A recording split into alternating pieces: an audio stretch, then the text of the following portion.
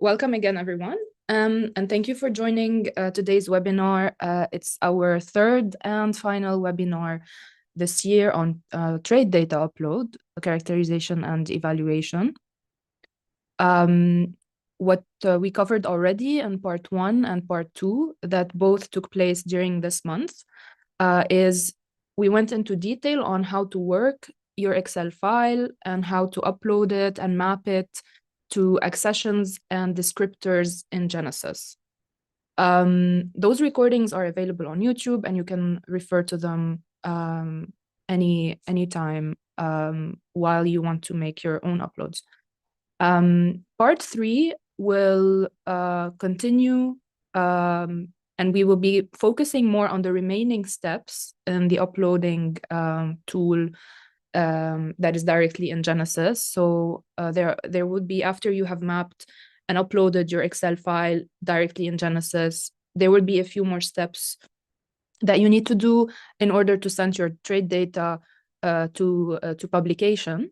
And we will also have a look very quickly at the end of this session how you can filter and browse through your published trade data.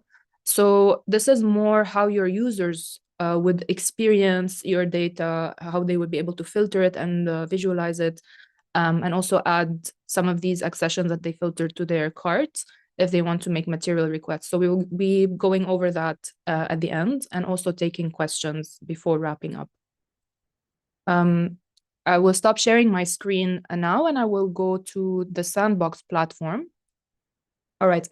So this is our, for those of you who are not familiar with this platform, it is the test website that we use only for demonstration and testing purposes, called Sandbox. It mimics Genesys, but everything you upload here and everything you do will not be shown or uploaded in the official Genesys website. I will send you in the chat, in case you haven't received the login details. We have created an account that we will all be using just on this test platform to practice.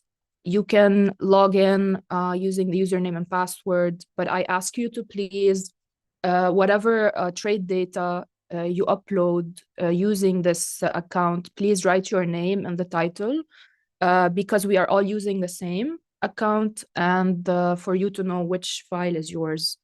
I will log in here and then click again here. And I already have the username and password saved. So I want to go back to our trade data dashboard that's accessible from this button, My Dashboard, under this menu, Trade Data, Datasets.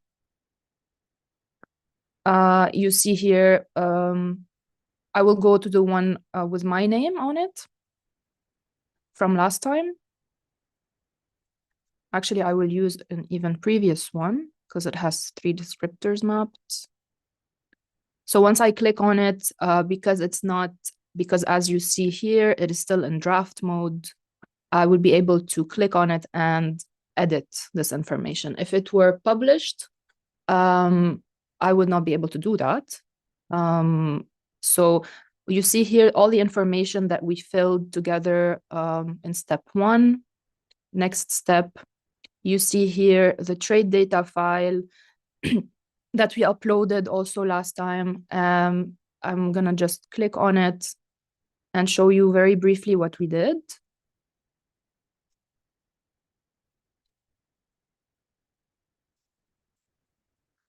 I will click on View Dataset. And I show you here, so that's a preview. It's not published yet, but what we did is that we linked the accessions. You see here, there's links to the accession numbers because we linked them to existing accessions in Genesys from the Excel file.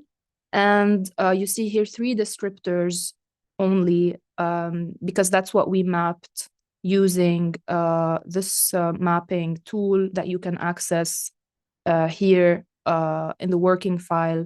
If you click on the column header, we use this interface in order to map our Excel file to existing descriptors in Genesys, and also map the data to that existing descriptor, or even create new descriptors on the go in this interface. That's what we did. That's where we are. And that's what is covered in the step 2 of this uploading this dataset publisher here. So what we would do in this session is we will continue these steps, assuming that we covered step 1 and 2 in previously. You can access how to fill those out, step 1 and 2, in previous recordings. So I will click on next step. When you go to step 3, this will give you a summary of how many accessions are going to have trade data published for them in Genesys. You see here it's 191 accessions, and there's here a list of all of them by order, and very minimal passport data. This passport data here that you see, sorghum, like the species, the full species name, the biological status of this accession, and the collection source, and also very basic information. For example, the institute, the gene bank that is conserving this accession, which is usually yours if you're uploading data on behalf of your gene bank, and the DOI if it's available. So this is very basic passport data here that is not included in the Excel file that I shared with you as a sample. So in this Excel, back to step 2, if we go here, we only have inst code and genus, an accession number. There's no species name or species authority or biological status. Those are not included. But you see that in step 3, because we managed to link our accession number to existing data in Genesys, then this links up to the passport data.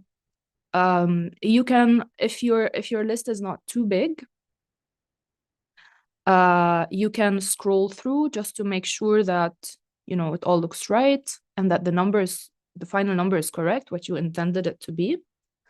And there's here a disclaimer that's very important to note, that this list of accessions is generated from the dataset file you uploaded in step 2, and the entries without a link, so everything you see here with a blue link is linked to Genesys, but the entries without any link to an accession detail indicate that Genesys was unable to match the accession number to the accession record. If the accession number here is wrong, it doesn't exist in Genesys, then this would be black instead of blue, and there won't be a link to it. So in order to ensure that your trade data is linked to an accession in Genesys, you have to make sure that the basic passport data included in the Excel file you upload, which is inst code, accession number, genus, and DOI, are correct in your Excel file, are correct as they are in Genesys. And you see here we scroll and we don't see any accession we scroll until the end and all the accessions are linked. That's a file I worked on together with you in the first part of our webinar. I will go to the second here, the most recent one I have, the second file, to step 3. And I will show you that some of them are not linked.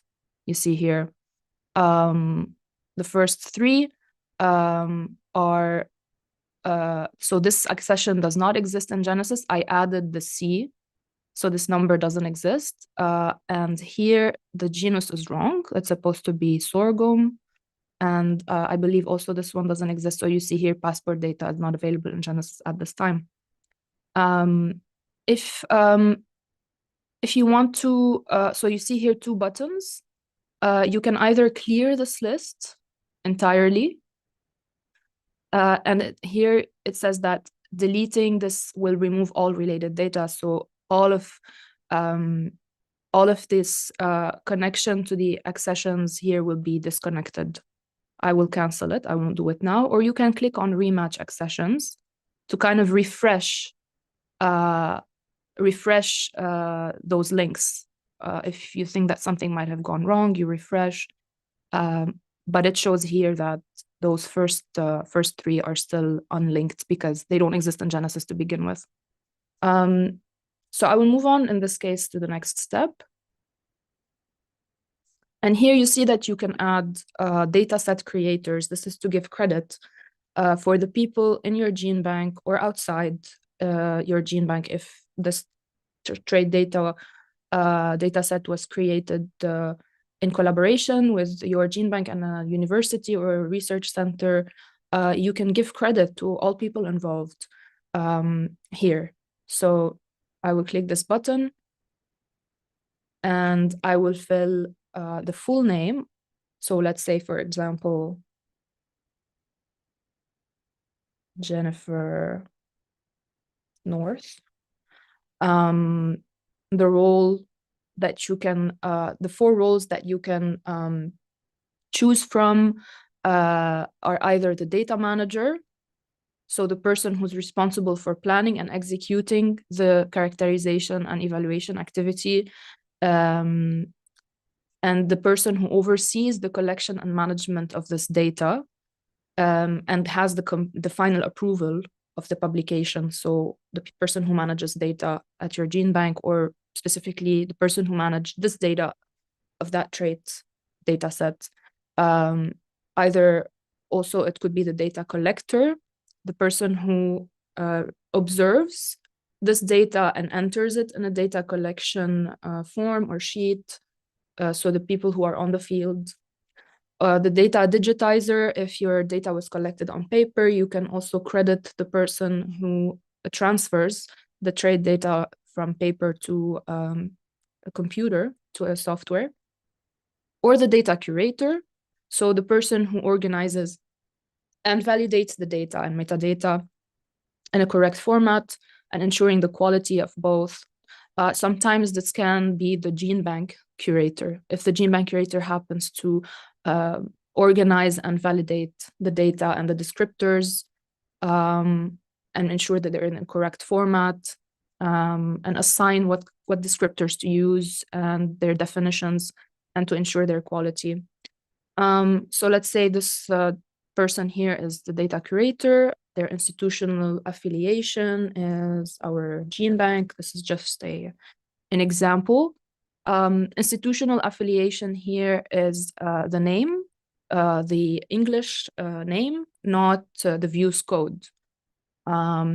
It shouldn't be, for example, gay01, like it's not the views code, it's the actual name.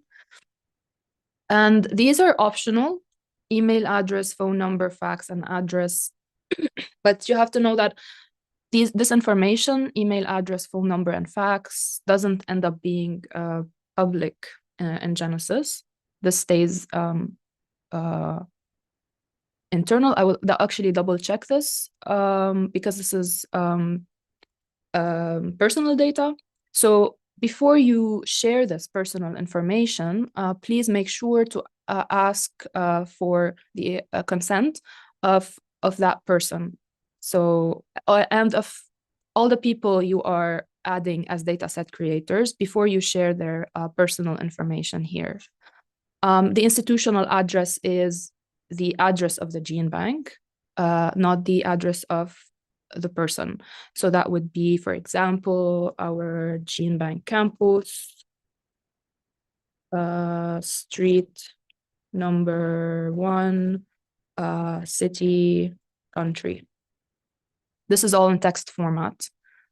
And you can proceed to add as many as you want for as many roles as necessary to this data set.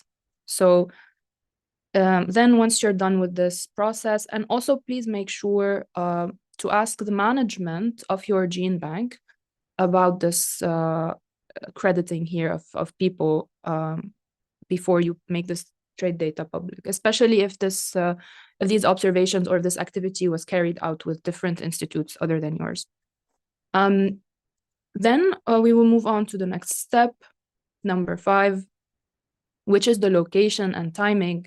So this is the location and timing of this activity. So the location and timing of where this activity of collecting this trade data was carried out.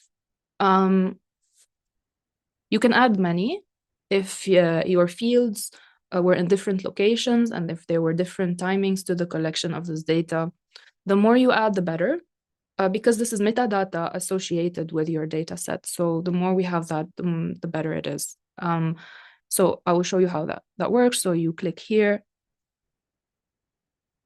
You may allow or block the automatic detection of your location. You can block it. It doesn't have to be, because this would detect where you are located. But what we want is where this trade data sample was, where this data was collected from. So the ISO code, let's say it was carried out in Kenya, the ISO country code would be Ken.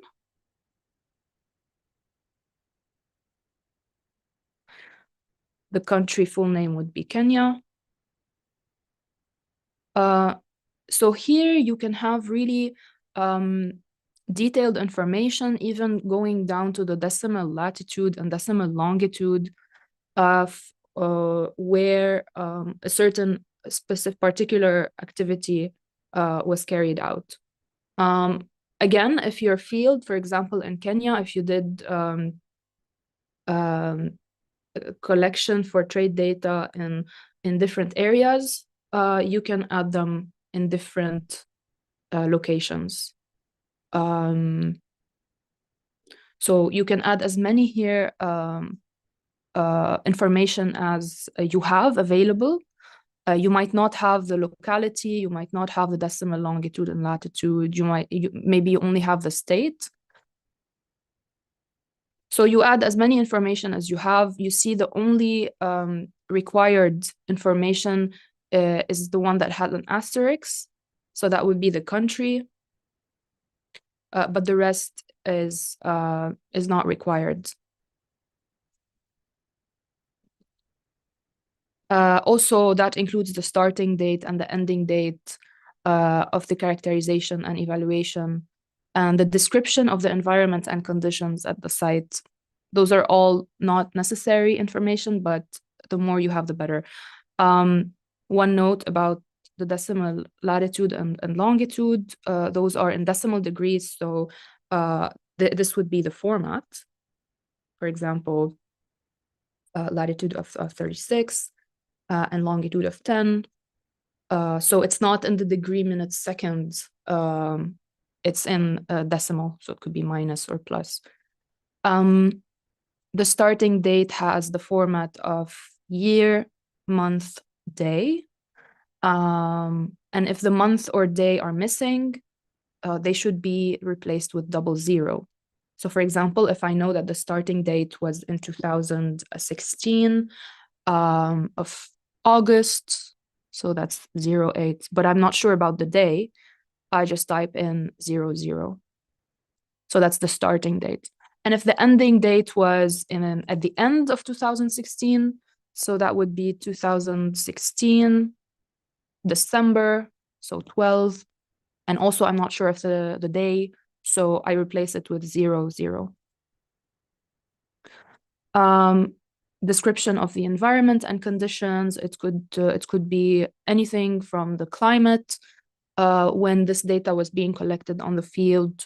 If you have also information about how humid it was on average, how hot or cold it was, and soil information. It doesn't have to be very specific data, just a general idea would be enough. So general idea of the climate and soil conditions of the site.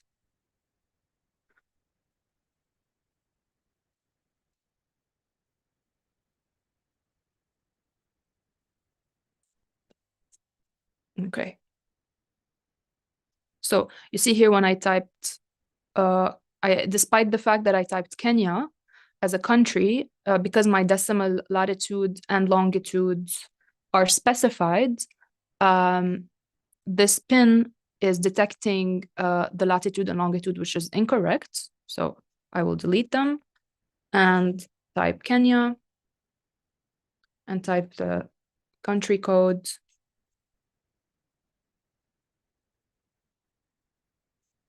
And add another location here.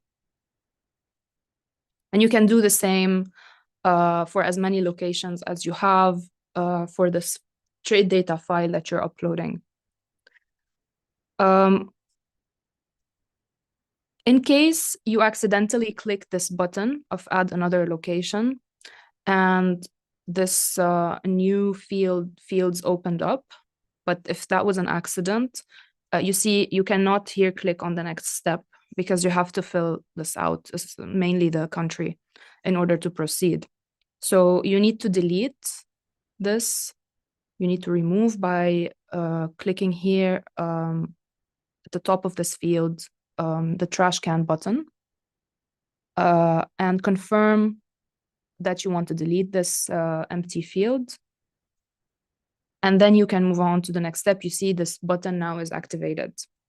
I will demonstrate it again. So if you finalize the first location and you clicked on this by mistake, you see here you cannot move to the next step. So you have to delete this field, confirm the deletion, and then go to the next step. So step number 6 is about organizing trade descriptors. This is a bad example because I only have in the sample only one descriptor that you see I can move around, but because there are no other descriptors, I mean, there's nothing to compare to. So if you had many descriptors listed, you can shuffle them around to organize their order just by moving them around like this. And you can also click this button that will list all the unmapped descriptors in your original file that are discarded, that were not mapped to any descriptor in Genesys, that were kind of left out from your Excel file and are not going to make it to the final data set by clicking on this button.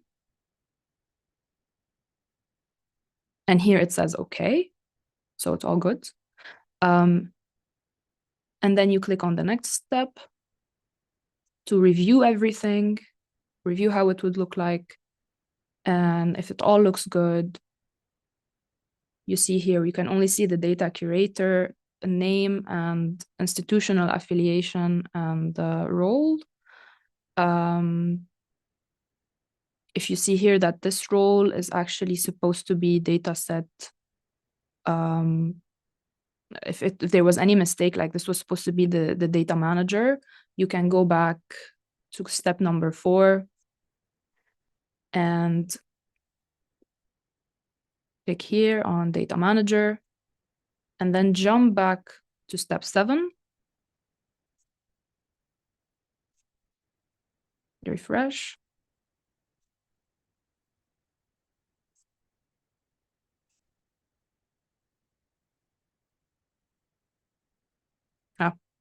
You see here that there's a second field that is empty that's called dataset creator. So I clicked on this add dataset creator button by mistake. So I will remove it. And I would remove this one also because they're added by mistake and only keep one. And then move on to the last step to see how this would look like. You see then there's only one dataset manager, Jennifer North. If I want to add another creator, I go back to step number 4 and click on add a new one. And it can be Richard Wayne, and it can be the data collector, and the institutional affiliation is local university. And then go to step number 7. and see here that it's added data collector Richard Wayne. So you can check all this information here and modify it in those steps as necessary. You see here the date so the date of dataset is the date when you first uploaded it. That was 20 Feb. That was in our last webinar. That's when I uploaded it. That's when I created the metadata, which is when I started mapping the descriptors to Genesys, and when I last updated it. You see here also the location, the start and the end of the evaluation, a description of these locations. There's only one trait observed, and it's listed here. And this is a list of all the accessions. This is a description here that says it's a characterization of 190 accessions. But if I scroll down until the very end, I see that there is 194. So I might want to change this description here. So I can go back to step number 1 and change the description here. You will get familiar with this the more you upload data set of where to fix what. So it's characterization of 140 sorghum accessions between August 2016 and December 2016 in Kenya. Go to step number 7, and you see here the description.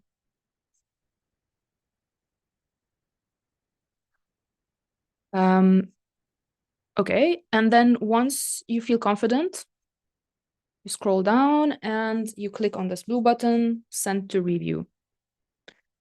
And you see here, this will then redirect you back to your trade data dashboard, where you will see that the status of your trade data data set has changed from draft to in review. And you can also filter the different data sets in your account according to their status here on this side. So I want to only filter for the one in review or the one that's published, etc. You can always reset here using this button. Once this status changes to review, what happens is that we on our side of the Genesys team, we receive a notification saying that this data set has been submitted to Genesys. What happens is that we would need to review it. This might take a few days to a week, depending on our capacity. So after reviewing it, we would approve it, and then the status would change to published. And only when the status is changed to published will your data set be public, and users other than you, so external people, will be able to see it directly on Genesys and filter through. If you have any questions so far, please type them in the chat.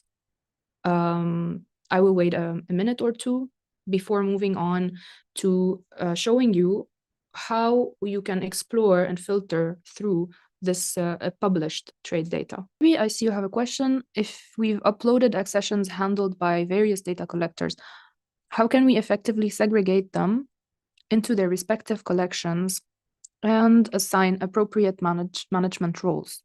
So if you have many data collectors on the field, you want to segregate into their respective collections and assign appropriate management roles.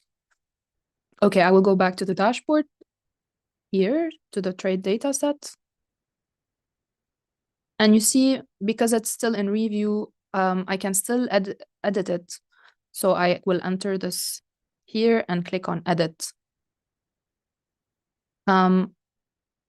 So the dataset creators here are in step number 4. And your question was, if you have many data collectors, right? How can you segregate them and segregate their institutional affiliations? So what would happen here is that we have Richard Wayne from the local university, and if you have another dataset creator or a dataset collector, for example, Afolabi,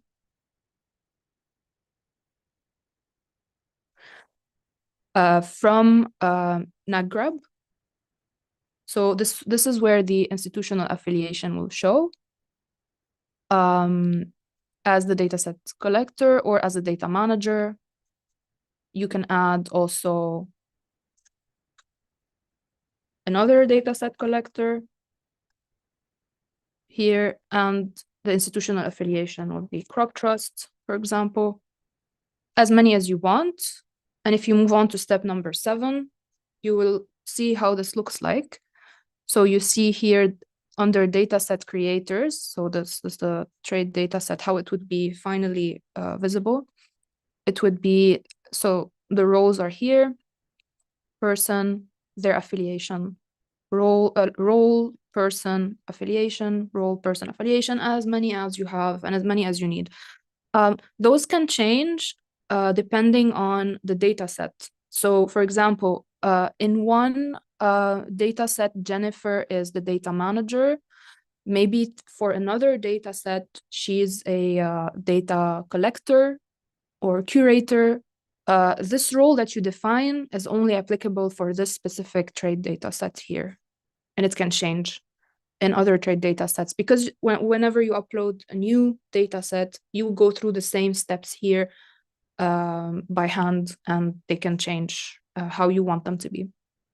What is the way for the set to set the data creators when we don't know very well this information? What about if you only have the email of the principal author of the article and get the data set? So if you don't have all of this information, I mean, this information is not required to begin with. So if you don't have it, you can skip it. You can, I mean, I will show you if you click here on add the dataset creator, dataset manager, you can skip, for example, you can skip the email. You can just type here, Miguel Angel. And if you don't have the email or the institutional affiliation or any of the other information, then you don't have to add it. If you only have the email, sorry, without the name, I mean, unfortunately, the full name is required. So maybe it would be a good idea to email that person, ask them for their name, but also ask them for their consent, for their approval of you publishing their full name under this dataset creators. We've had a case where some institutes worked on a subset or on a trade data sets, and the people who were involved preferred not to include their names. So in this case, we just delete the entry and we don't include it. And all of this step can be skipped altogether, so you don't have to include any name at all. So you can just delete all of this information if you don't have any detail, or if the people prefer not to be mentioned. And if you skip to step 7, you see that there's no information about the creators at all. So either you, if you only have their email, you can email them, ask them for their consent, or if you then don't have their name at all and there's no way to communicate with them, then you can skip the step number 4. Or you can include in the description, if you only want to give credit to the institute, if there was more than one. So you can include this here in the description also. So let's say CIAT worked with many different universities, but you don't know exactly the people inside those universities. Then you skip step number 4 and you just give credit to those universities in general in the description here that you can fill out in step number 1. I hope that answers the question. And if there's any more questions, also please type them in the chat before we proceed to demonstrating how we can filter out this data. Another question is, are we establishing the location and timing for each accession individually or for the entire set as trade data? In other words, will the location of the trade data correspond to the institutional location or something else? So it's not about the location and timing of collecting data for every accession individually. That would be you would have like 200 different locations. But it's also not the location of the institute. So for example, let's say NAGRAB in Nigeria collected information or trait observations on 300 accessions. Half of them were in one field, let's say, and that was close to NAGRAB, that's close to the gene bank. And the other half was 5 kilometers away in a university nearby. What you can have here is 2 locations in this case, both in Nigeria, and you can include the decimal latitudes and longitudes of the field that is close to NAGRAB. And you can even include state and more details on the locality. And you can add another location that is 5 miles away at the university, at the field of the university. So it's not for every single accession. It could be more general like that. And also, if you have collected information at the same location, but at completely different years, let's say you had one iteration that started in 2016 and ended in 2016, and then you had another also in Nigeria, but that started in 2018 and then also ended in 2018. You can also show that here. So even if you have the same location but different timings, different starting dates and end dates for the same trade data set, you can also mention it here. But it doesn't have to be as specific as for every accession. And it's certainly not the location of your gene bank. It's where the observations were taking place. I have here another question. Is it possible to add more data, like new columns, if, for example, in the next year of publication, we evaluate other variables? I would say this would depend on what are those new columns, if it makes sense for them to be merged with this original trade data. If it makes sense for example, here we have 2 files, you see. So it is possible. It is possible then when you publish your data set, it's possible for you to edit it later on. So you can send us an email saying, please unpublish this data set, send it back to draft mode. When we do that, when we unpublish it, it would be back in draft mode, so you can edit. And you can go here to step 2, and you can add as many files as you want. You see here in this file,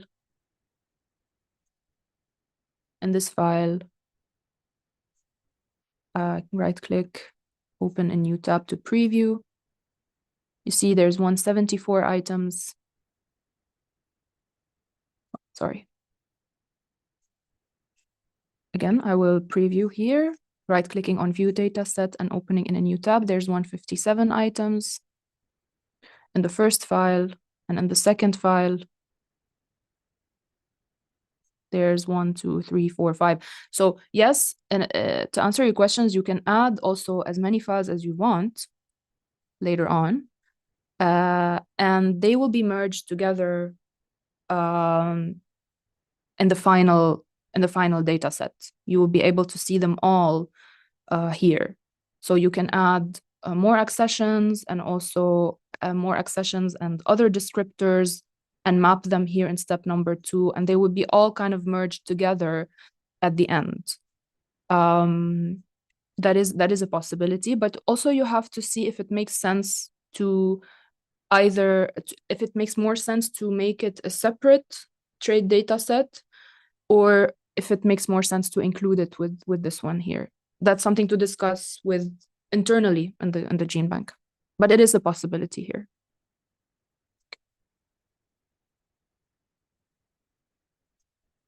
And also then if this additional data was created the next year, it would also make sense to add here a location and timing, add another location, and add another starting date and ending date also.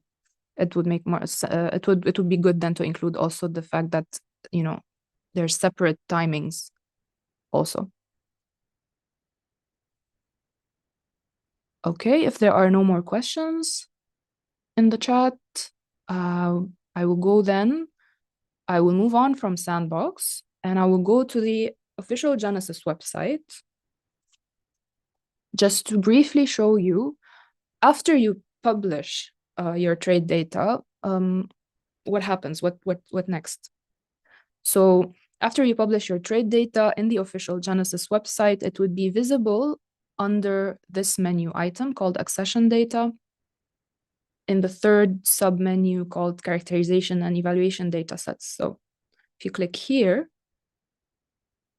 you will be able to see the list of all trade datasets we have in Genesys as public. And you can filter them here. You can filter them by data provider. You can filter them by evaluation site. That's the location that you would have added in your trade data, either by country or by coordinates. You can also filter by crop. So let's say I want to see only forages trade data sets. So you can filter them here and apply filter, and you see only the forage trade data here. You can also filter by accession number, genus, FAO institute codes of the holding institute and the DOI. So you can filter by these data sets according to the accession numbers or DOIs inside of these data sets, license type, or the specific data set. You see here the data set tag or unique number that's here. You can filter it here. Sorry, that would be, if you click on an individual data set, that would be the unique tag. You can copy it from the URL and filter for it here. You see here. That's how you would filter for. And you can reset all of these. Just for the sake of this demonstration, we're just going to go ahead with the first one we have. Click on it. You see there's a description here, brief one, more details about the crop, the gene bank that published it, how many accessions are included, and how many traits. Start and end of evaluation are not provided. The data manager, so the creators are listed here, the data digitizer, the license, and even users can download the Excel file, the metadata, and the MCPD. So the passport data of all of these accessions in the straight data set can be downloaded easily from here. And you can also click on preview just to have a preview directly in Genesys. So this is a preview of the Excel file that will be downloaded. Some other metadata.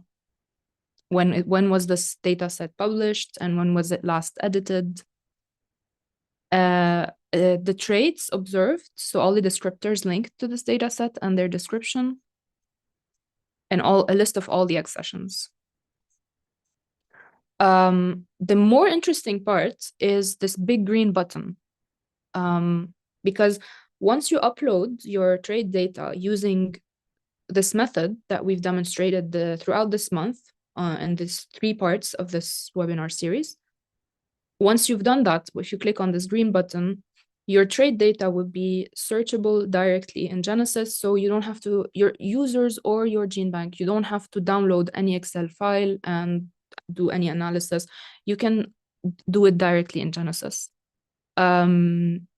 So what I did basically is on the page of this trade data, I just clicked this green button over here, and this redirected me to my trade data set, to the observations pane directly in Genesys. I can see the accession number here that has a link. And if I open this link in a new tab, I will see that this takes me to the passport data of this accession. So you see this is the passport data that is in this link. The passport data is not included here. You only see the trade data that you've uploaded with a link to the passport data. So you can see the trade data here, and other than seeing the trade data, you can also filter every single column by the different values. I will show you how the different filters work. So the first filter would be historical or not. So some accessions in your gene bank might be discarded, might be present at some point, and then they were they were discarded, they're not active anymore. Maybe the material is not alive or just doesn't exist in the gene bank anymore. You can still upload the trade data for those if it's from a long time ago, but you still want to have the data public. You can still do that, and you can still filter according to the status of the accession. You can choose to include only the active accessions or have a look only at the historic accessions. The historic are those accessions that are discarded from your gene bank. You see here, there's 0 historical accessions in this trade data set. I will just reset, but the possibility is here. You can also filter by accession number. You can filter by biological status of the accession. This information is not included in your data set, but it is retrieved automatically from the passport data from these links here, so you can filter for them. This is information that you would have provided previously when you upload passport data of these accessions. So you can filter by wild. You see there's 150 wild accessions here. This is because this gene bank already provided the biological status of all of these accessions, so we can filter by them. And then after those initial information, we move on to filtering by the different descriptors we see here, the different values. So all the categorical values, we had a look at the different types of data. So the categorical data is, for example, here, determinate, indeterminate. Color is also a type of categorical value. Leaf shape, everything that's not numerical, basically, or scale is a category. One thing to note, that when you click on determinate, this would include all of the accessions that have determinate in their plant growth pattern, regardless of the rest. So the rest is unfiltered. We're only filtering for plant growth pattern here, determinate, and you will see this filter here in this filters pane over here. If you want to remove this filter from a plant growth pattern 1, so 1 is determinate, that's the code, you can just close it.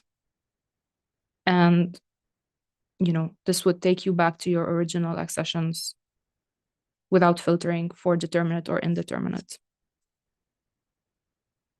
You see here under this plant growth pattern filter, under these categories here, you see the link to the descriptor. If you open it in a new tab, this would take you to the details of the plant growth pattern descriptor, the allowed values, the codes, and what their labels are, etc. You would see more details about that descriptor here in this link. It is the same for every descriptor here. So the next column is plant growth habit. Let's say I only want creeping and prostrate. I apply filters, and I only get 82 items of creeping and prostrate. I can remove prostrate and only keep creeping. That would be 52 items. And maybe I want the creeping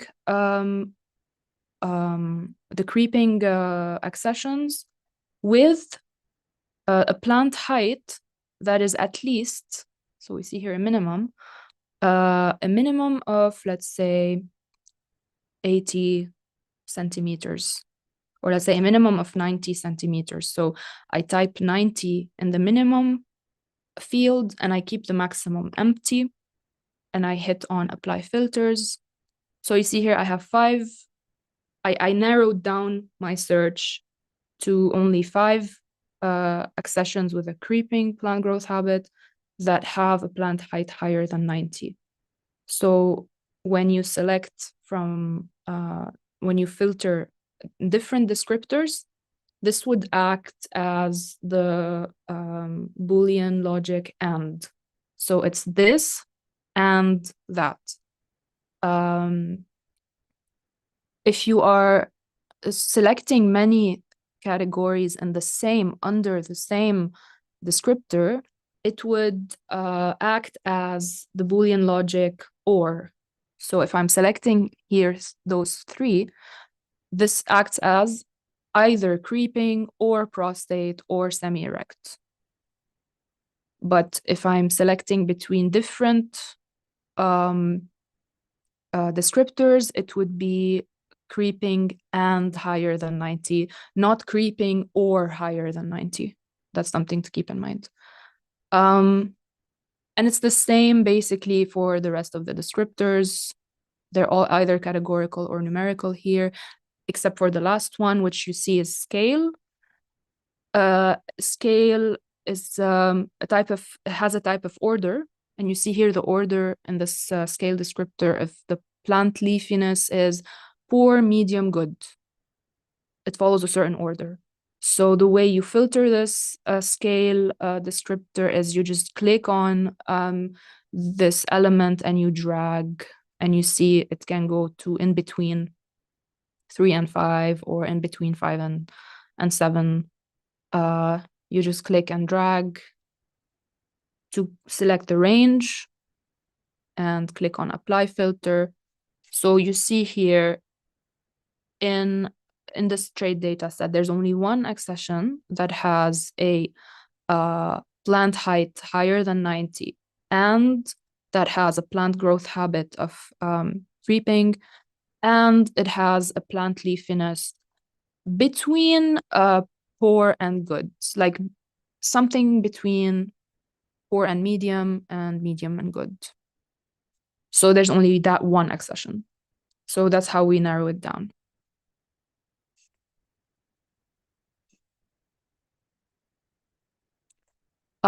So let's say you or your users are interested in this accession. You can just tick on it here. You see, if you notice this number, when I tick and untick, the number changes here in my list. This means when I tick on this accession, it means that I have added this accession to my list. And this is where I can make a request for a material to the gene bank. So this is how your users would then proceed to request the gene bank material from your gene bank through Genesys. So that's one way for them to filter out this material. If I go back, it would take me to the trade data set without any filters. And I can also choose to add many accessions that I filter for. For example, if I want to add all the accessions that have a plant leafiness between 4 and 6, and that have a minimum height of 90. I can also choose a maximum height of 90. So I typed 90 in the maximum field. And if I want an exact height of 90, I should type 90 both in the minimum and maximum. And you see there's only one item that has an exact height of 90, and that has a plant leafiness between 4 and 6, and the scale that we have, so between poor, medium, and medium and good. And I say maybe I want to, maybe one accession is too little, maybe I want more, so I can, close one of the filters, let's say I keep the height flexible, so everything that is above 90, and I can select all of these 9 items at the same time by clicking here instead of clicking manually on every one of them. I can click here, and this would select all of these accessions, and I have to make sure to click then on this button here and click on add to my list. So instead of clicking those 9 accessions manually, I just do that. You can also remove them from your list. Instead of doing it one by one, you can also do the same. So you can click on all of them here, click on this radio button below, and click on remove from my list. And then unselect this one. Yeah, so that's in a nutshell. I invite you to use the Sandbox account to test an upload of a trade data set of your gene bank instead of the sample file. Just try it out, upload it. It's not going to be visible in Genesys. Just see how it goes, and send us any questions you have. This would basically be the wrap up of this trade data upload sessions. You now have all the information you need to go ahead and start uploading. So I wish you a great day or evening ahead wherever you are, and we see you in the next webinar this year. Bye-bye.